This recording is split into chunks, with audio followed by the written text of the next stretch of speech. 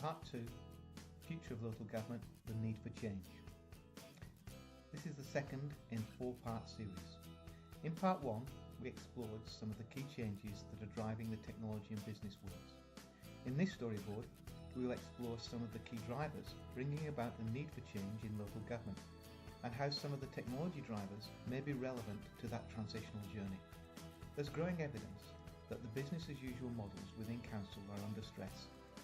There is a gap emerging between where councils desire to operate and where they are actually operating. At the risk of oversimplifying the situation, the issues facing councils can be summarised as a capacity gap, a capability gap, and a credibility gap. Let's look at these in a little bit more detail. The capacity gap. Service delivery costs are growing faster than the capacity to deliver. Even when the many initiatives introduced by councils to make savings through conventional process improvements and the shaving of excess costs, the gap is still growing. This gap is only likely to get bigger as the demand on council services grows, driven by external forces such as population growth, ageing, increasing economic competition, and the state and federal government's continued desire to step back from frontline service delivery. Capability gap. Recent surveys suggest that councils face significant risk of large-scale retirement from a relatively old workforce. Within less than 10 years, over 40% of council employees will have retired. Many councils cannot find workers to replace these skills. Furthermore, few have the systems or the processes to capture the knowledge that these people have acquired over a lifetime's work in the community.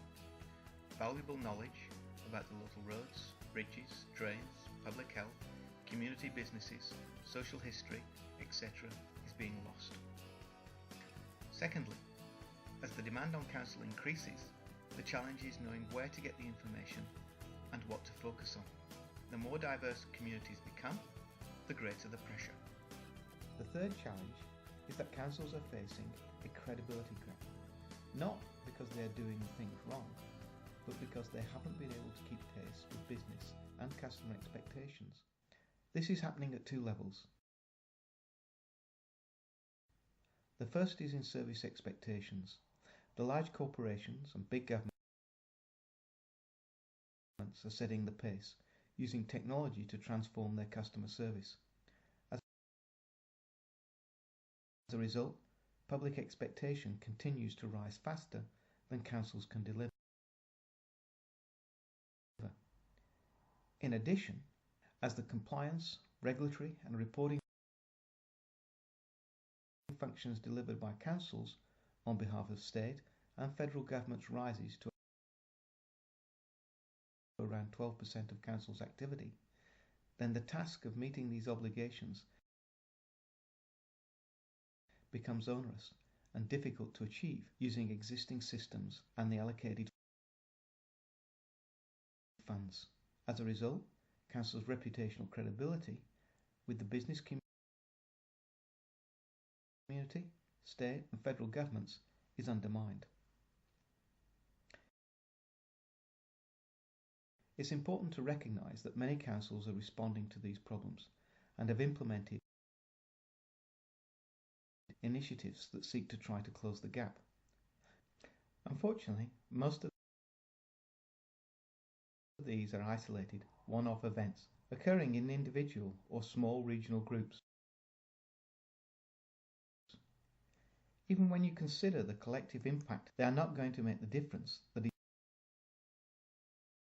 is needed to close the growing gaps. Intuitively, most project managers and directors realise that they need to make a certain level of investment in order to deliver the long-term sustained benefits.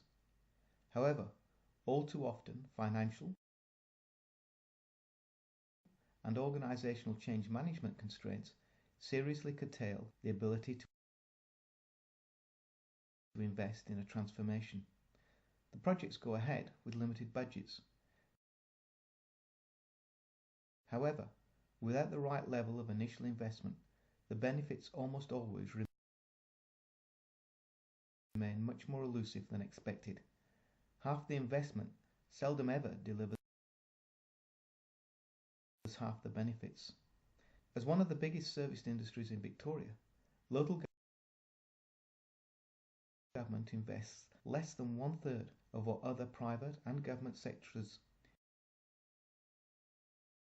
invest in projects to improve service outcomes.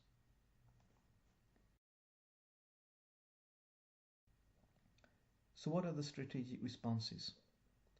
Local government could lobby for a greater share of the tax revenue. They could stop retiring people, attract more professionals into rural Victoria. Both of these are on the table. They could persuade customers that local government does not need to keep pace with the service models of banks, etc. However, I suggest that these are not realistic. Instead, we propose two strategies based on outcomes put forward by the Future of Local Government Summit. These are: increase the level of collaboration, and secondly, improve councils' leverage of technology. Despite operating very similar services, most councils are fiercely independent. As a result, we duplicate 79 times many services and resources that could be shared regionally or across the state. Therefore, the strategy is to increase the level of